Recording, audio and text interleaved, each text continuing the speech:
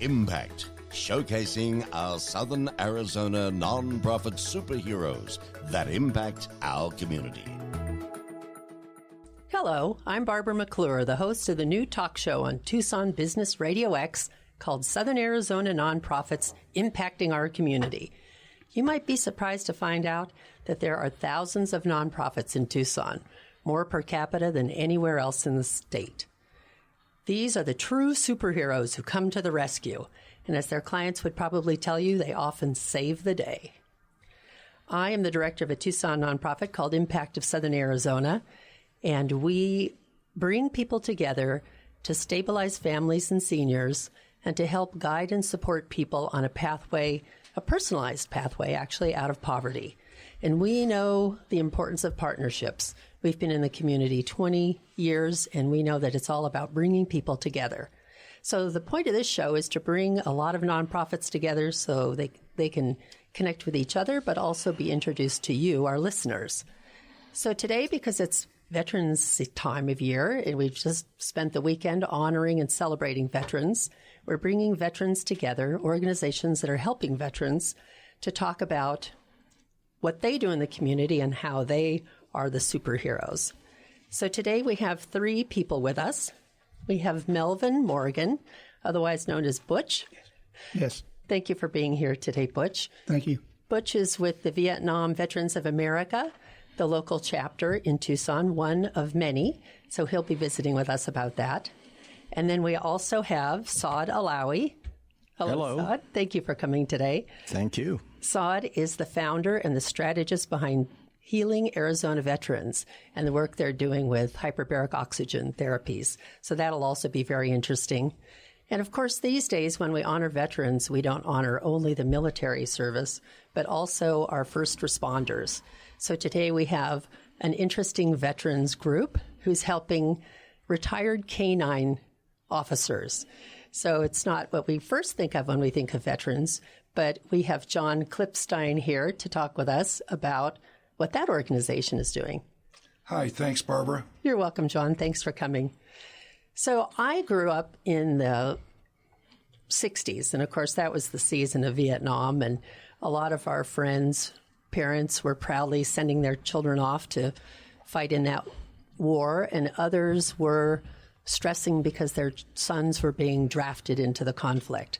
So I have a personal feeling for the Vietnam vets because I think they came back to the country after the service and, of course, weren't always feeling welcomed and supported by community. So, Butch, I'd love to hear what you have to say, what your organization is doing, because you've got a group of Vietnam veterans that get together regularly. My chapter happens to be the largest chapter in the state of Arizona with over 225 members. Our deal is to try to help veterans that are in need, like paying their gas bills, electric bill, rent or something if they get behind on. It's a one-time deal for the veterans, but usually we pay it one time, and they're pretty much on their way again. Sure, I bet a lot of those then feel like you're the superhero when you come in to save them on a rent payment or a utility payment. I do at times, but it's fulfilling when we can help somebody out and get them on the road again, the recovery. Sure. And then do all of these veterans then necessarily live in Tucson because they're coming to local meetings? Most of our veterans are local here within the 50-mile radius of us. Sure. That we serve. They're referred to us by different other organizations, may not be able to help them at that particular time. Sure.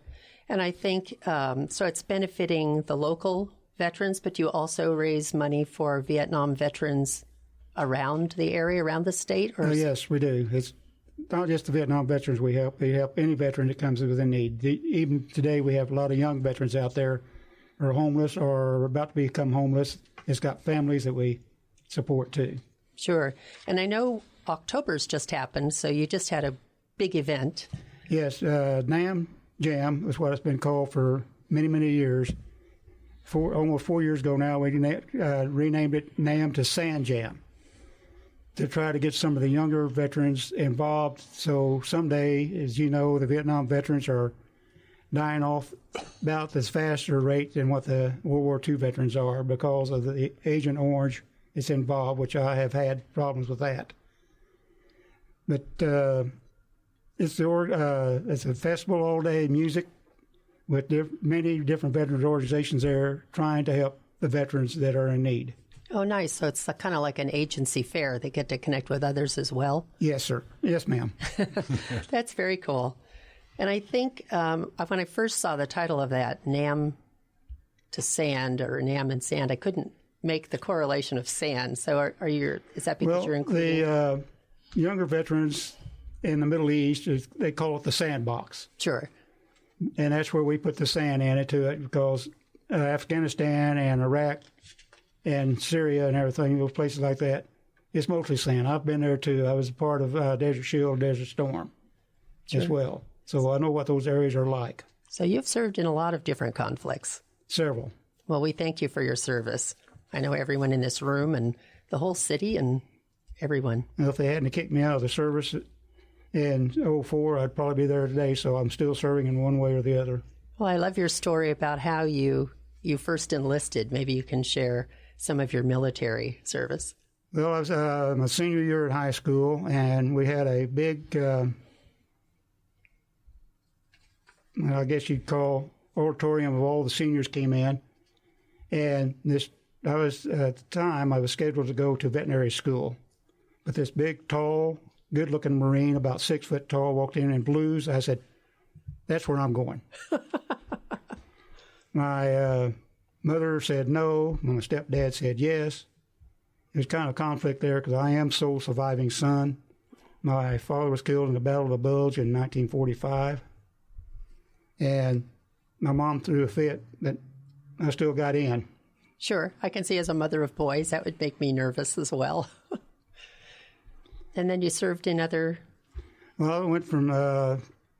after being in Vietnam for over a year and being shot at and what have you, I wanted to stay a Marine, but they were getting ready to send me back, so I got out. So my dad was needing me at home, and I couldn't stay out, and I wound up in the Army Guard for almost 2 years, and decided that wasn't what I wanted. I went to the Air Force, and they was going to take me back on active duty, and they couldn't, so I joined the Air Force Reserves in Kansas City, spent 11 years with them, and wound up on active duty with the Air National Guard out of St. Joe, Missouri with the 139th Airlift Wing, and finally retired from there in 2004. Well, you've been very busy. A long military career, for sure. Loved every minute of it. Well, again, we thank you for that. Thank you. I think, can you give us a little more information about where your organization meets or how people could get involved with you, other veterans, if they'd like to join? We meet at the VA hospital at the Arizona Veterans Home every fourth Thursday of the month at 6 p.m. And this month we have no meeting, and December we have no meeting there because the holidays happen to fall on the fourth Thursday. Sure.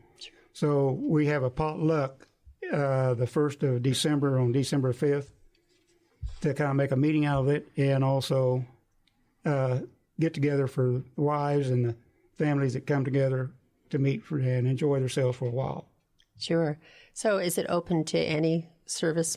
It's open to any service member anywhere, where the young ones or old ones or in between. All right. And then how do they find out more information? Do you want to share your website for our listeners? I have to look at it because I can't ever remember it off the top of my head. Our website is called TucsonNamVets.org. And all of our organization activities are posted on there. We have a very good person that takes care of that for us. And our email is vva106@live.org. Well, that's nice. Maybe you'll get some new members to sign up. Is there a membership fee or? Right now, the lifetime membership dropped last year to $50 for a lifetime membership because of the age. Our average age right now for Vietnam vets is around 72. Sure. Well, that's still a good deal, $50 for a lifetime membership. Membership, lifetime. Sure. And why do you think people join? What do you think they get out of it? Why would our listeners think they might want to? Camaraderie and a lot of things in common. A lot of vets won't talk to other people but they will talk to each other. Yes, and at Impact, we once tried to do a veterans programming and found that a lot of the Vietnam veterans didn't want to talk about Vietnam. So it's great for those who do want to find a connection and people to meet with to come down, it sounds like. It doesn't make any what conflict you're in. If you'll get veterans who want to maybe talk to you one-on-one, they won't tell you what happened. But you get a vet talking to another vet, they will talk about what happened to them. Sure. And it's an outlet. Right, and a chance to relate to someone else who's been through the same thing. Yes. Sure. Do you find that Vietnam veterans can relate to Desert Storm or some of those other conflicts? Through some of the traumas, yes. Mm-hmm. They had landmines and EIDs and everything back then too. Sure. Just well, because I almost stepped on one back then. But thanks for the guy behind me seeing it first. Yes. Sure. Well, that brings me to a good point because I'd like to introduce you to Saad Alawi because Saad's program, Healing Arizona Veterans, is really interesting. I've known Saad for a long time, and when he started this nonprofit, I thought it was an amazing thing, and it has a lot of wonderful history. So, Saad, maybe you can tell us about your organization. What I think of your organization, I think of it as HBOT, because I know that's how you refer to it. And, right. And they just had a fundraiser recently at the Gaslight Theater, so there are lots of ways to participate. But maybe you can explain to people what HBOT is and what kinds of therapies you're doing. Yeah, hyperbaric oxygen therapy, or HBOT. In simple terms, what it is you sit in a chamber and it's pressurized, typically 1.5 times atmosphere, and you breathe pure surgical oxygen for about an hour. And what that does is it significantly improves the oxygen inflow into your body and brain. 8 times, and it regenerates stem cells at 8 times normal, and has a lot of other clinical benefits. So typically, if you have, for example, traumatic brain injury or some symptoms of PTSD, you would sit in the chamber, you go maybe 40, 60, 80 sessions, depending on your condition. And what it does is it actually heals.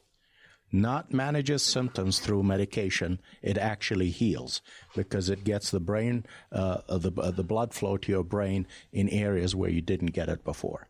That's the part that was so amazing to me, the idea that you could heal people from PTSD just simply with oxygen. And it seemed like when you first told me about it, I thought, boy, it doesn't even take that many treatments, really, does it? There's a lot of success background. Yeah, it does not. There are actually over 5,200 veterans who have been treated by this nationwide. Mm-hmm.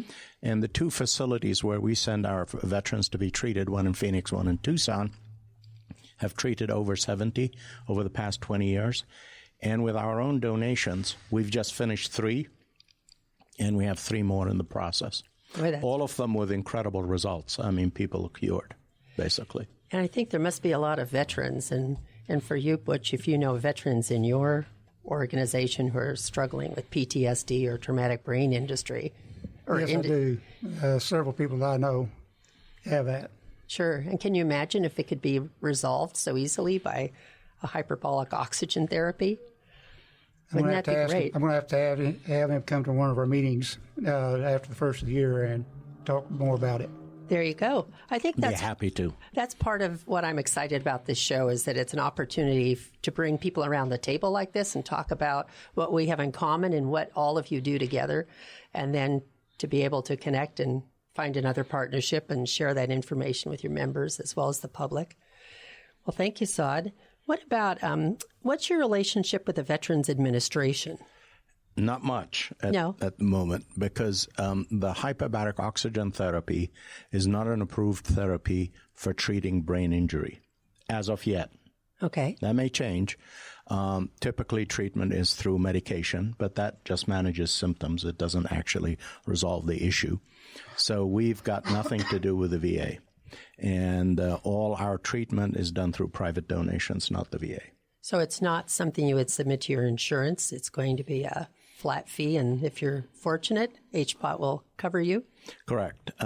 Healing Arizona Veterans, because we accept donations, so because it's not approved, Veterans come to us. We have a physician. We actually have two physicians talk to the veterans, find out what the condition is. Sometimes they do an MRI, DTI, find out what the issue is, and then you get the treatment. And the treatment comes from private donations that Healing Arizona Veterans collects. Sure. How do you select your patients?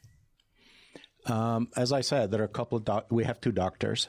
One of them is a neurologist who's an expert in this, Dr. Carol Henricks, and she's been to Congress a few times testifying on this topic. The second one, who's the chairman of our board, is Dr. Robert Sexton. Dr. Sexton is a triple veteran. He was in Vietnam, then he went and became a doctor, and then he volunteered to Iraq and Afghanistan. And it turns out there is no age limit if you're a doctor or a priest for serving. And so he can give the field service requirements, and he can look at the patient from that point of view. And our neurologist looks at the patient from a damage to the brain. Sure. So they're treated, so people in Tucson can be treated here in Tucson. That's a great opportunity not to have to travel. Yeah, actually, because we are a statewide organization right now, we have two private facilities that are part of our network. One in Tucson, North Star Hyperbaric, and one in Phoenix, Hyperbaric Oxygen Therapy of Arizona. And the three patients we've treated were all treated actually in Phoenix because that's where they lived. Sure. It's just easier. We have treated a few before in Tucson. One of them happened to be a Vietnam veteran. But the new ones are mostly of more recent wars, of Iraq or Afghanistan. Gotcha. And I know I was talking to Saad at one point because I live in Pinal County, just in Tucson, but just over the county line. And there the sheriff's department has partitioned the prison so that they've put all of the veterans together, and they have decorated the whole interior of that section with veterans' logos, the American flag and eagles and things like that, so that all these veterans are together. And I talked with Sheriff Mark Lamb about the idea that, some of those veterans who are suffering PTSD and some of those things end up getting into trouble with the law and end up in jail, but it's really not because they're criminals as much as it's more of a mental health issue. And so, someday there might be a partnership there too, where he'd have a patient that would be interested to come be treated with you. Yes, indeed. And in fact, we were approached by the Veterans Court. There's a Veterans Court here, and they are interested in treating some of their veterans who come to the Veterans Courts or part of the Veteran Court system for us to treat them. Sure. We haven't yet, but they are interested. Well, how long has your nonprofit been established so far? It's been about 2 years, a little over 2 years, 2 years and a couple of months. Sure. And I know you've been really active up at the legislature. Maybe you can talk about the House bill. Yeah, that's interesting. Because this is not an approved procedure on a federal level in the VA, some states have taken it upon themselves to actually offer this treatment. It started with Oklahoma back in 2014. Arizona became the fifth state that made this a condition or made it into a legislation for support of veterans. And it was March of 2018, it was signed into law by the governor, but it passed both houses unanimously. House Bill 2513. I had been working with the state for about 2 years through presentation and education, and then they came forward with a bill, and it passed unanimously. That's pretty nice. Not too much happens unanimously at the legislature necessarily. That's for sure. So clearly, they see it as an important part of our community, an important opportunity for people. So what would you like to see happen with this treatment, Saad? What's your goal for the future? From our perspective, honestly, we would like the VA to admit that this is an appropriate treatment and offer it to the veterans. And then whether they go to a VA hospital because they've set up an appropriate wing for hyperbaric or go to private facilities doesn't matter to us as long as they get treated. And that's very, very important for us. One thing you ought to know, Andy Biggs, who used to be Speaker of the House here in Arizona, he's now a congressman for Sedona. It's 5th District of Arizona, Congressional District, and I can't remember exactly which one it is. But he and Kevin Kramer, who is a junior senator from North Dakota, they have both put a bill through Congress to make it as a choice for veterans who need this kind of help at the doctor's own discretion. Well, that's exciting. Yeah, and I don't know if it's going to pass. I've been watching it, but we'll see. Sure. What do you think do you think it's an uphill battle to get the Veterans Administration to support it? Well, the Veterans Administration will do it if the Congress says it's got to be done. Sure. But on their own, yes, it's an uphill battle. Sure. Because I think even if Congress said, yes, it was possible, then you have to get them to agree. Sure. Correct. So it's an amazing opportunity for people to recover from something, I think. So that's a neat thing you're doing. Thank you so much for what you're doing in the community. Thank you. May I say something? Yes, absolutely. The Vietnam Veterans National Organization, they lobby Congress day in and day out up there. If you can get hold of the national organization, they'll put somebody up there constantly on the Congress. Okay. There you go. There's a little extra support. Good idea, Butch. Thank you. Maybe afterwards you can all connect and share some resources and contacts. That's terrific.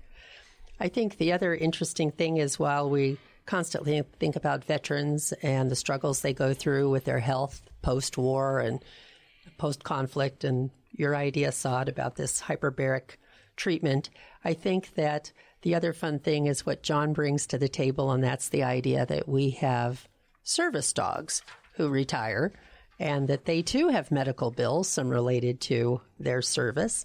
And so, John, it'd be interesting to hear from you about what the Oro Valley Optimist Club has started recently. Maybe you can tell us about your Canine Retirement Fund. I'm happy to. The Oro Valley Optimist Club was approached by a couple of officers, I want to say about 8-9 months ago, and they informed us that out of the 3 service dogs that work for the Oro Valley Police Department, 2 were up for retirement within the next 6 months, and 1 to follow later this year, which will be next month. One of the things that most people don't know is that the handlers of these dogs 85% of the time adopt the dog for their family pet after the dog is retired. And with that comes a enormous possibility of veterinary bills, injuries that they've suffered on the job, long-term health issues for many different reasons. And the handlers, up to the point when we established this fund, were out of pocket. Now, you have to realize a lot of these officers are young men with young families of their own, and we all know how underpaid law enforcement officers are. So we put our heads together. Oro Valley Optimist Club is a youth services group, and I'll tell you a little bit about that later. But we established it through the city council and acquired an additional 501c3 rating for this fund. And the way it works is we go out into the community and talk to citizens of our town, because right now it's exclusive to Oro Valley. But our intentions, by the way, are to expand to other departments and throughout Pima County, as we do with our youth services. But we established the fund, and lo and behold, within the first 30 days, one of the officers' retired dogs incurred a $2,000 veterinary bill, which was a direct result of service to our community. And we were able to step up and help that young man out and his family and take care of that bill for him. That one action kind of triggered multiple people jumping on board and getting involved, and really made our job of spreading the news locally about this Canine Retirement Fund. And I'm happy to say that I believe we've raised almost $5,000 to this point. And I got some incredible news today. We have a benefactor of who I will not name yet, but hopefully in a future show, Barbara can fill in our audience. has agreed to purchase the next new dog for the police department through our 501c3. Oh, that's exciting. And it's very exciting. That just happened today. And we are presently dealing with the accounting end of it to see how we can fulfill this wish of our benefactor for the Oro Valley Police Department. So this person is providing, he or she providing the dog for the Correct. For the police department? Yes. You know, I know those dogs are not inexpensive because their training is so intensive. They can cost anywhere from $9,000 to $15,000 each. Gosh. And believe me, that is a discounted price to the departments because the costs of training those dogs is exceptionally higher than that amount. Sure. Do you by any chance know how long a dog stays in service, number of years? Well, I happen to know 3 of them personally. Sure. And my private business does a service contract for the Oro Valley Police Department servicing vehicles. So I get to see the officers on a regular basis. And the general service life is between 6 and 8 years. And not only on the job in our community, Barbara's familiar with the Route 77 Oracle Road corridor, sure, which is, which is really a pathway for a lot of drugs, illegal immigrants, moving product through the state. Sure. Those dogs come in super handy and keep Oro Valley the safest city in Arizona, as it's repeatedly won that award. But 6 to 8 years is a long time for a service dog. They spend a lot of time in the back of a patrol car. They spend a lot of time in training and doing demonstrations and exhibitions. One example is the 5th grade drug awareness day for Amphi schools, which takes place every May. And they put on a wonderful presentation, and it not only shows the kids the importance and the value of these dogs, but it also instills career achievements for these 5th graders looking forward to what they want to do with their lives, and possibly stir some interest in law enforcement, first responders, from top to bottom. Sure, and I know that, we have 2 dogs, and I think pets, as you said, really become part of the family. So I can imagine for a police officer, when that dog retires, how could you say goodbye? You must have to take them home. Right. And, the amazing thing is that when these dogs are not commanded to do their job, they love to go to work, by the way, but when they're in a social situation, they're really some of the most warm and friendly and loving animals. Now, there's restrictions to how far you can go.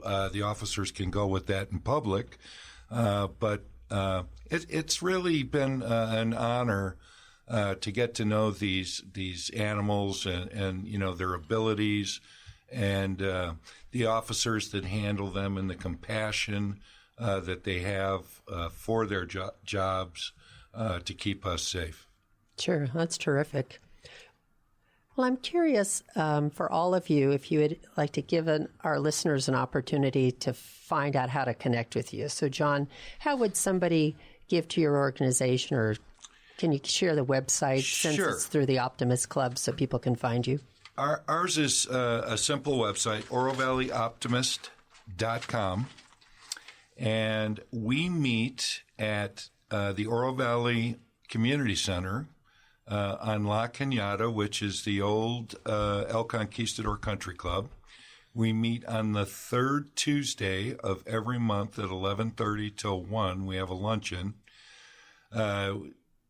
We encourage new members. We encourage visitors. We encourage spreading the word of optimism throughout our county and state.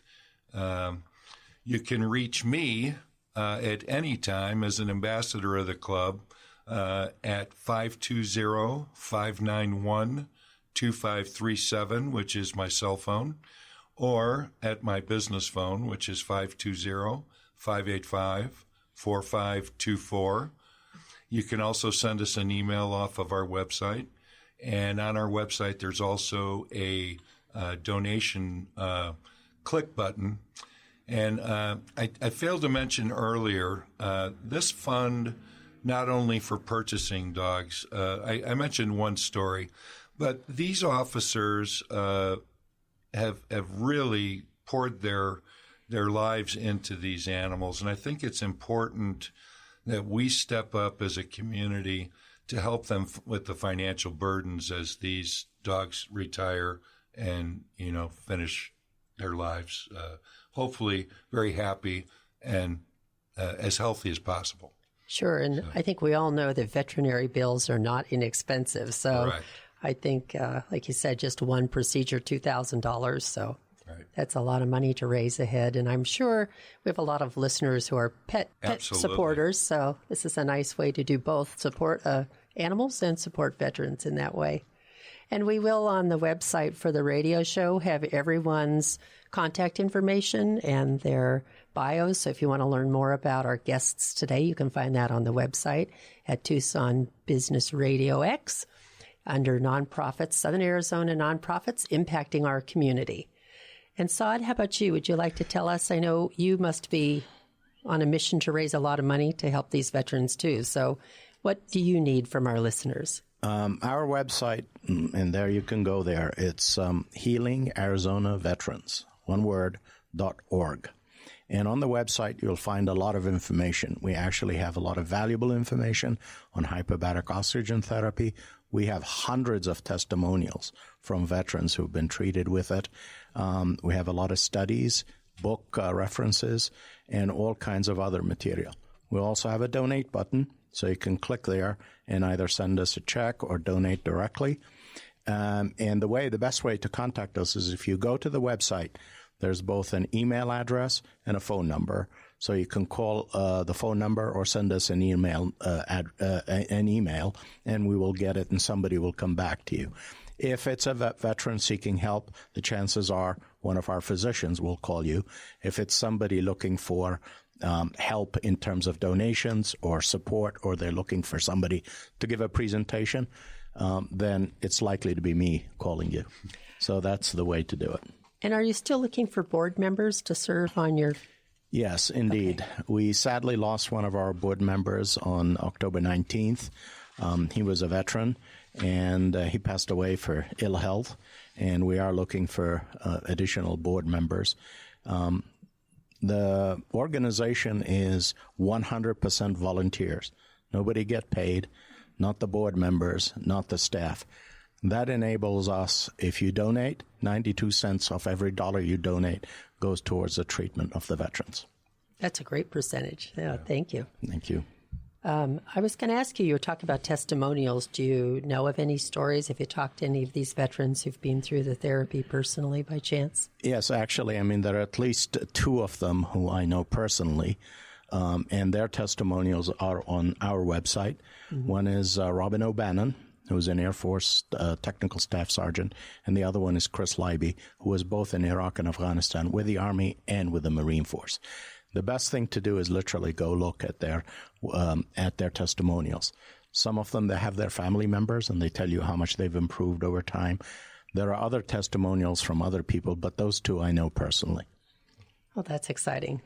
It's just a neat idea that people can be cured from that, because I always thought that, if a veteran developed PTSD, they were probably likely to have it for the rest of their lives. It seems like it's very difficult. But I know, Butch, do you find that those people can get help at the Veterans Administration? Have you had a lot of success and positive experience with the VA? VA is now really just now, what I understand of the meeting I went to here a while back, that the VA now is really starting to look into more treatment for the veterans for that. Mm-hmm. There is a group that meets every Wednesday at 1 o'clock in Building 90. There are veterans that I know, and three of my members happen to go to that, and one of them is the leader of that. Veterans talking about their problems in Vietnam, or as well as today. I think they said they had 2 young veterans there now. Sure. So they're finding help at the Veterans Hospital. Yeah, and it's nice to have some answers. John? Can I ask Saad a question? Absolutely. Shoot. You bet. Converse with each other. Can you estimate what kind of expense there is for a single treatment for someone with PTSD with this treatment? Actually, the focus is more traumatic brain injury as opposed to PTSD. Okay. PTSD could be purely psychological. Traumatic brain injury is from either concussion or some other kind of physical damage to the brain. Okay. So the focus is more towards the physical damage, the traumatic brain injury. Treatments cost at the two facilities where we send our patient $100 or $115 per session. And typically you need 40, depending on severity of case, 40, 60, or 80 sessions. Okay. And so we're talking about between $6,000 and $12,000 for treatment. But remember, this is a one-time deal. You do that treatment, it either works for you or it does not. If it works for you, you don't need anything else. And it costs on average, what they found out in Texas, $13,000 per year to treat a veteran using traditional methods, pharmaceuticals and other. And that's per year. So this is a lot more effective. Well, that was really stimulated my question there because it sounds like a long-term money-saving idea that should really be addressed more at the federal level too. I think so. I wish you luck. You can see why we're eager to get this word out to our listeners because the potential is just huge. Right. Wow. So thank you for that question, John. That's terrific. Impact with Barbara McClure, featuring Southern Arizona nonprofits within our community. Well, and it's just fun to hear all of the things that all of you are doing, and so we're just excited. Is there anything else you'd like to share with the community? How about you, Butch? Anything you want them to know about your organization? I know you have a lot of different fundraising techniques, so I've seen you have lots of different events that you put on. Do you take straight donations as well? We have what we call a traveling museum that we'll set up at anybody's organization. We can set up large or we can set up small, depending on how much space they give us. And we just set out donation boxes. Well, that's cool. And how long does it stay up? Depending on the day of the event. Sure. If it's an all-day event, we'll stay all day. If it's just a few hours, we'll put up a small display and then take it down. Well, that sounds interesting. I can think of a lot of nonprofits that would love to do that, or a lot of organizations who have speakers come in. I know my husband is in politics and often speaks to organizations and goes to clubs, and I bet a lot of those would love to have that. Our three main setups is Memorial Day weekend at South Lawn at their cemetery. We set up there for the 3 days. And car show, which is always in September, and then Nam Jam in October are our three main events. Like I say, we will go, if invited, free of charge. All we do is set up a ammo box, which is a donation box. Sure. And whatever we make is what goes right back into either going out to help veterans or keep our museum updated. Sure. Do you get donations from other veterans to your museum? Not very often we get them from other organizations, but we do get a lot from different veterans. In fact, I just got a check today in the mail from a veteran that missed Nam Jam, and because of illness, they sent a donation to us out of the blue, which we weren't expecting. Well, that's exciting. So clearly he missed the opportunity to come to the event, and he'd probably been to others. But our money comes in from grants or organizations within the Tucson area. Desert Diamond is one of our biggest supporter. And a couple other. Pizza Hut was our biggest supporter this year with putting flyers out on their pizza boxes from 15 September to the day of Nam Jam. Oh, nice. With the logo and the happening on it. So that was our biggest advertisement this year. So if I, as an organization at Impact, have a client who is a veteran who needs some help, would, say financially, in making a rent payment, would that be someone I could call you about and say, does this fit? Is this a good match? Yes, ma'am, it can. they have to have a copy of their DD-214 Okay. and their copy of their bill. Because we pay the bill directly to whoever the bill goes to, where it's telephone, electric.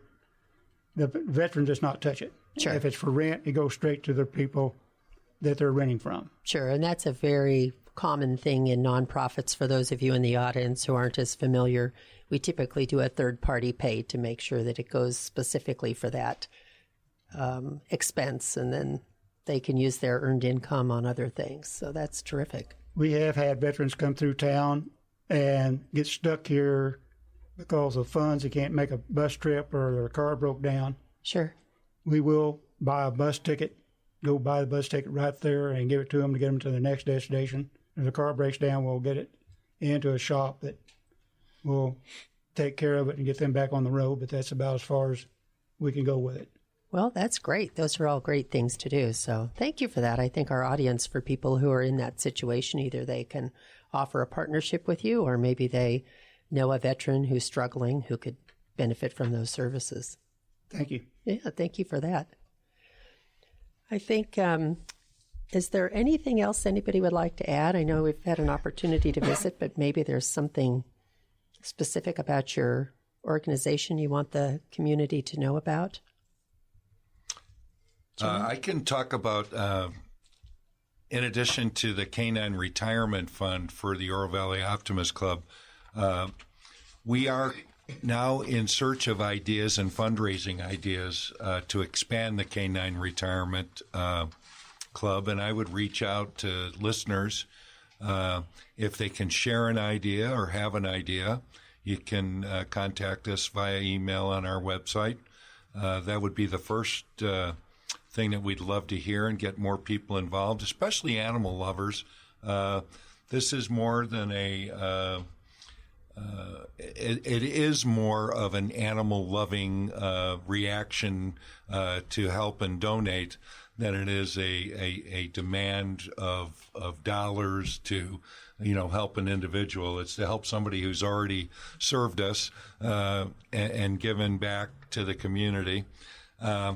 I wanted to say we also do have a big golf fundraiser that we do the first weekend in May up at the golf club at Dove Mountain at the Ritz-Carlton, and it's been a very big draw. The golf tournament's gone on since the inception of the club in 2002, but for some reason, the mystique of that landscape up there on Dove Mountain brings a lot more players to the club, and in return allows us to raise more money for our needy charities and for our retirement fund. So you can keep that in line, and you can always sign up for that on our website as well. And that's just one other anecdote I wanted to throw in there. Sure, I think that's important. There are so many nonprofits in Tucson, as I said, thousands of them, and lots of newer nonprofit startups, and it's always a challenge to raise money, especially in a town where there are 3,000 opportunities to make your donation. Yes. And of course, we're coming up at the end of the year, so we have charitable tax contributions. Are any of you charitable tax contribution qualified? Sod, is HBOT available for the tax credit in Arizona? Do you know? I'm not sure, actually. Yeah. I mean, we are a 501c3, and we also have tax exemption in Arizona, but sure. I don't know. So for the listeners at home, what I'm talking about is an interesting thing in Arizona about charitable tax contributions. So different charities can ask the state of Arizona to qualify for a tax credit that a donor can make. And what happens with the Arizona tax credit is that if you file Arizona tax return, and let's say you owe the tax man $500 at the end of calculating your tax bill, instead of giving that tax entity $500, you can give $400 to the qualified charity of your choice, and then you only have to pay the tax man $100. So Arizona legislature lets the people choose where they want to put their money, which is a really unique thing. And you, as a listener, can find out who the charitable tax qualified organizations are by going to the Arizona Corporate Commission website, and there's a list of them.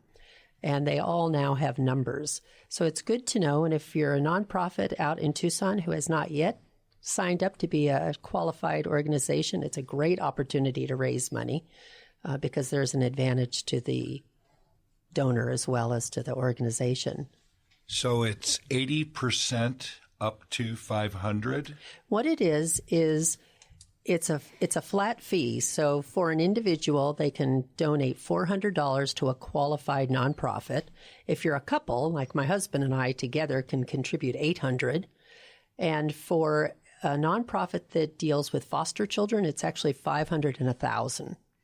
So if you're a nonprofit, you can get donors writing checks to you just because they don't have to send it to the tax man. And the cool thing is you also get to use it on your federal tax return as a general deduction. But then also a few years ago, the state legislature here in Arizona bumped the deadline up to tax day. So you can make your donation up until December. But if you didn't make it by December and you want to wait until you go to the tax man to find out what your tax bill is, you can donate your Arizona tax credit for 2019 all the way up to tax day 2020. Okay. So it's a nice opportunity. We find at Impact right before April 15th, we often get donations in the mail for, $397.42 because it's right. Clearly they've been to their CPA and they know what their tax bill is. So that's a great opportunity for nonprofits and for the community to support nonprofits.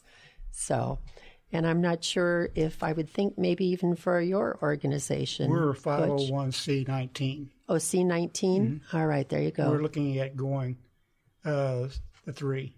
Terrific. Well, then you might find that you also qualify, and that would be terrific. And the reason for that is, as I mentioned earlier, the Vietnam veterans are getting older and health problems, and National is looking down the line, a few years down the line, is how to dissolve the organization.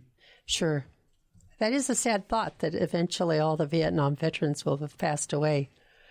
I know, I think about that. Or not being able to make meetings or go to national conferences. Sure.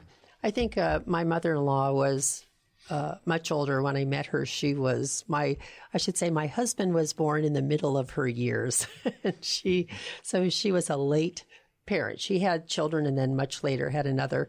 And she used to say when my children were in high school, she would say to them, now when I was in high school, the only history I had to learn was the Civil War because the wars were current news. And so they spent all their time learning about all the battles and the strategies of the war.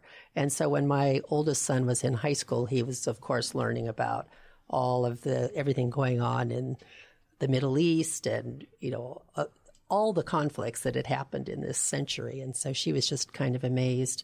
But it is interesting to think that those Vietnam veterans, it's not long before those wars are so far back in our history that there are no longer people to tell those stories.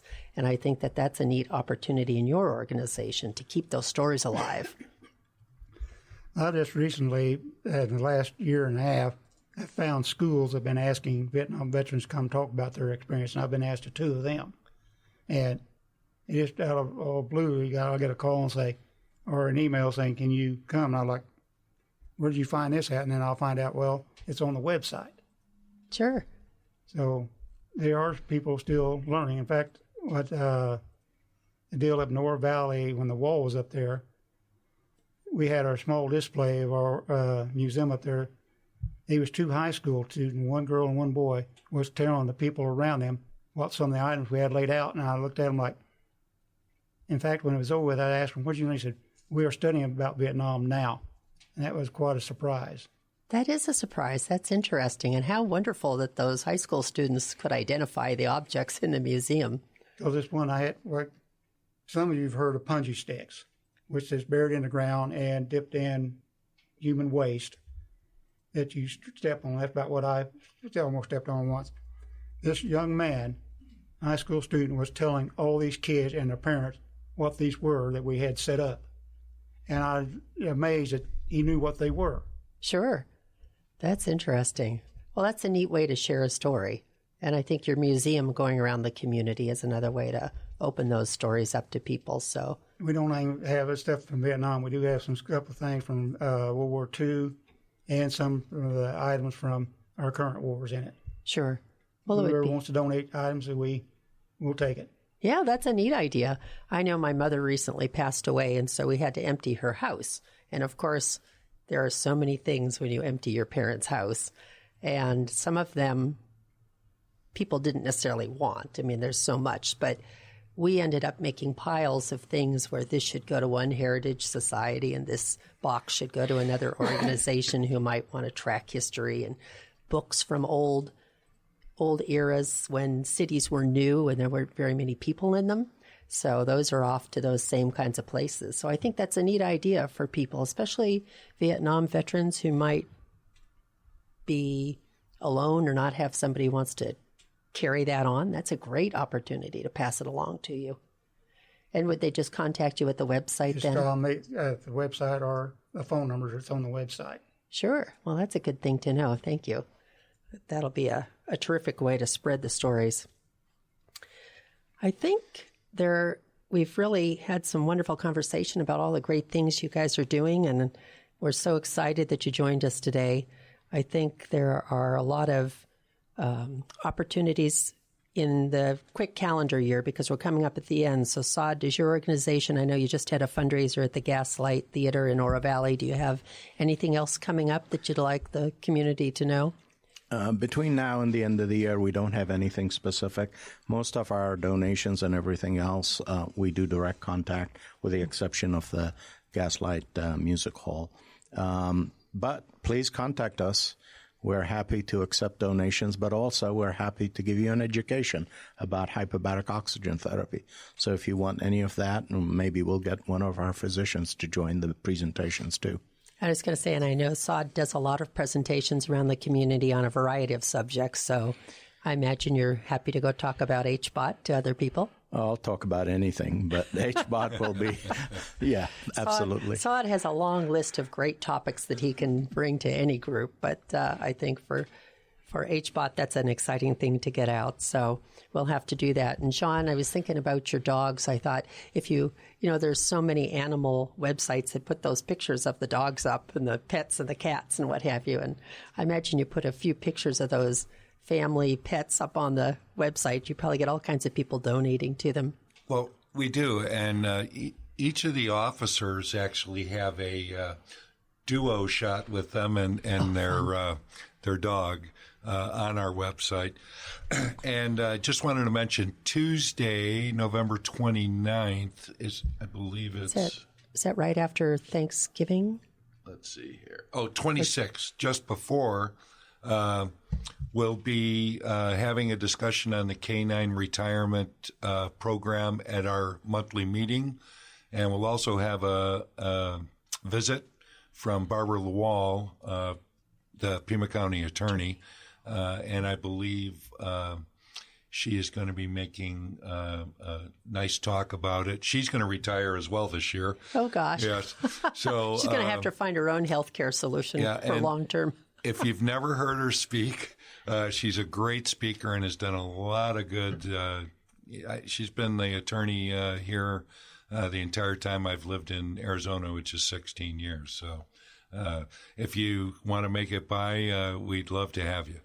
That sounds like fun. Be a good opportunity to meet her too for people who haven't yet. And then, Butch, your next event coming must be in 2020. The next event will be September the 19th will be our car show, and then on October the 10th will be our NAM to SAM Jam. Okay, for 2020? For 2020. So you take the whole first part of the year off? No, ma'am. We don't. In fact, our first big meeting for the NAM Jam is January the 9th. I'd have to look at the calendar. I don't have it in front of me. Is our NAM Jam meeting, and we start planning right then. We've already put our paperwork in for the city to secure Reeds Park Band Shell Oh, nice. for 2020. If you don't get it in early, you may not get what the date you want. Sure. So it's October 20? October the 10th. October 10th, 2020, and it's open to the public. Open to the public. And how many people would you guess attend? Our average at any one time is maybe for 1,200 or a little over, but the total for the day, we reached probably about 5,000. Boy, that sounds like fun. And there's music, and I imagine there's from 10 foods. to 5. Sure. So it sounds like people will want to put that on their calendar for 2020, fall 2020, and stop in, and it's here in Tucson, so that's convenient. Well, I know everybody has a lot of things going on, and of course it's the holiday season, and being November, again, we want to give thanks to all the veterans who've served and all of our first responders, the firemen, the police departments, everyone. I know that everybody's busy this time of year, so we want to make sure to take time and make sure we recognize those people. And again, thank you for your service. And I didn't ask you, Saad, if either you or John were ever served in the military or... I did not. No? And I actually had a draft card. Oh, I thought that was and the scary. mandatory draft stopped January 1st, 1975, and I turned 18 on February 10th of that year. So, I bet your mom was relieved. well, during that time, I'm sure she was as well. Sure. And but you know, most young men during that era, we were ready and prepared to go if we had to. Sure. So, politics or not. I wasn't going to Canada. Let me put it that way. There you go. That's the true American spirit for sure. Yeah. No, I had not served, and actually part of the condition of having people on our board is they have to be a veteran. So I stepped down from the board to become the director of strategy and operations because we want to reserve board members to be veterans. Just as somebody said earlier, I think you did, Butch, that it's easier for veteran to talk to veteran. Yeah. So to have board members who are veterans just helps a lot. Well, that's terrific. And I really thank all of you for coming today and for sharing all this information. I really do think you're all superheroes. It's kind of a joke in the McClure family. We've named our children after superheroes. Even our new grandson's named after a superhero. We have a Batman, a Superman, a Wolverine, and Peter Parker. So we recognize those people every day. I told my children growing up, you're all my superheroes, and they all rose to the occasion and dove in anytime they needed to. So it really is how I see the nonprofits in Tucson, every single one of you. And we're all very thankful this month of November that you are part of our community. And we're thankful for all of our veterans and for all who came in today. And we hope you all have a wonderful November holiday as well as the holidays through December and a lovely ringing in of 2020. So thank you again for joining me on Tucson Business Radio X, Southern Arizona Nonprofits, impacting superheroes impacting our community. Thanks, Barbara. You're welcome. Barbara. Thank you. Thank you all for coming, and everyone have a lovely evening. Impact with Barbara McClure, featuring Southern Arizona nonprofits within our community.